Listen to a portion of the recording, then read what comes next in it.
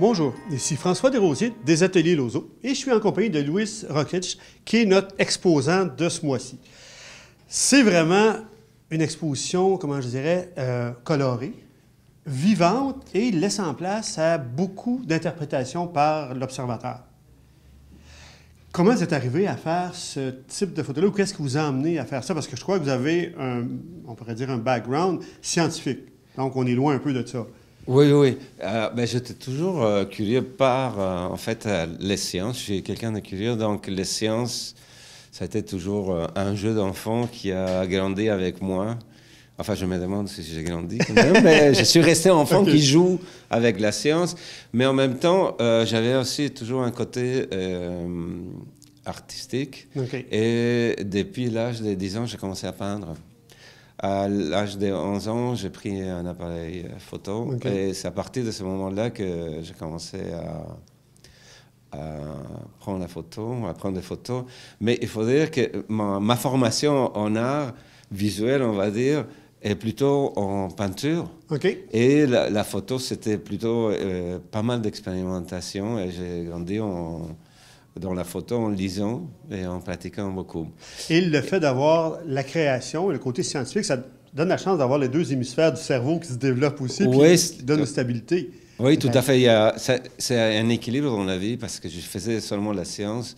Je ne serais pas vraiment équilibré. et de l'autre côté,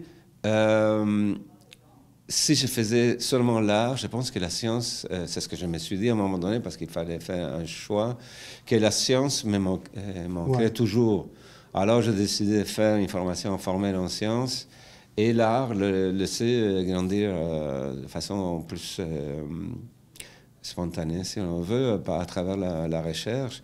Et ce projet donc, de photo abstraite est aussi... émane donc d'une volonté de faire l'art abstrait. Et à travers la peinture. Et je pense que je n'ai pas tellement réussi à faire la peinture abstraite, mais d'un coup, je me suis découvert à faire de la photo abstraite. Qu'il y avait des choses qui m'intéressaient et une photo, une image, on va dire, m'a amené à l'autre.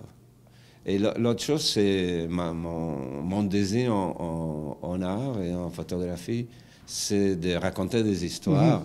Mais les meilleures histoires, c'est les histoires que les gens se racontent eux-mêmes à partir du matériel que je peux donner. Donc, si on prend une scène de rue, comme j'aime prendre, on va parler de deux personnages, les gens vont imaginer quelque chose qui peut-être n'est pas la réalité que j'ai prise, mais tant mieux, parce que ce que je voudrais, c'est que les gens transforment les histoires que je propose par leur imaginaire, par leur propre vécu, par leur monde symbolique.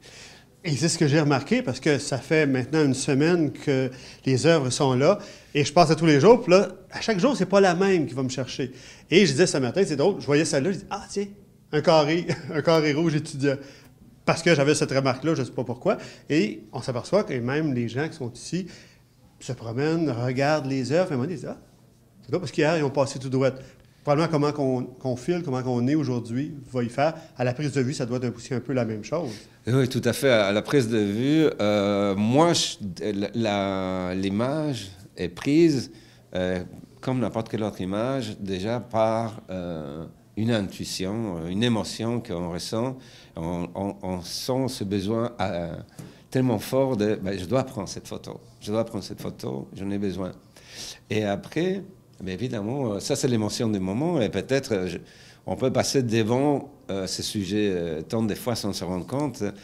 D'ailleurs, c'est ça, le photographe va capturer ce que tout le monde ne voit pas, et puis le met sur un mur et dit « Ah tiens, ça c'est beau ».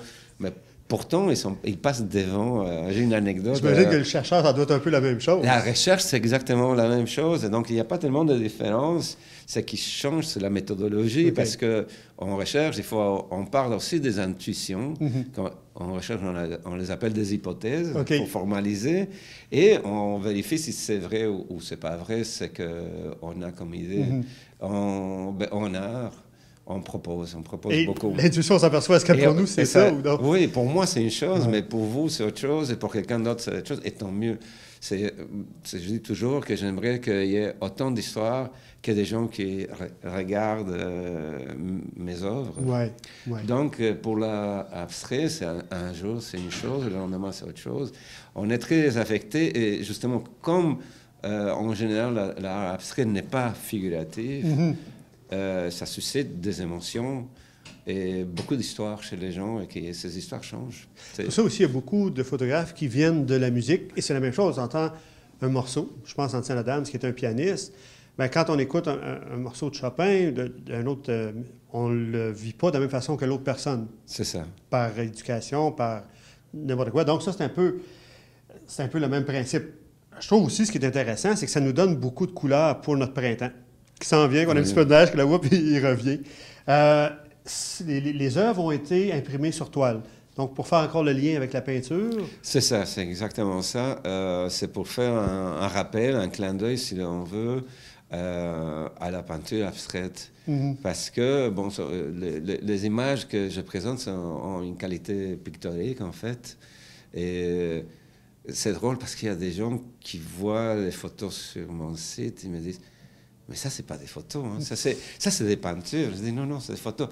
Non, mais ça n'existe pas. Non, si c'est une photo, c'est des choses qui existent dans la vraie vie.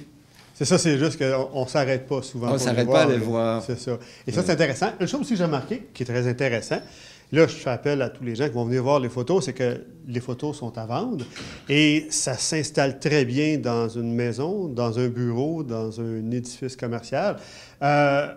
Faut pas être gêné de les acheter, ces photos-là. Non, il ne faut pas être gêné de les acheter.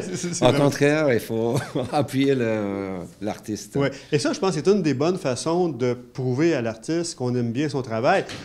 Une petite tape dans le dos, c'est le fun, mais un chèque dans la main, souvent, c'est encore plus intéressant avec la tape dans le dos. Donc, on vous invite, le vernissage est le 5 avril, c'est bien ça. C'est ça. Et donc, après ça, il va rester 3 semaines. C'est une merveilleuse exposition. Merci beaucoup de nous amener ça.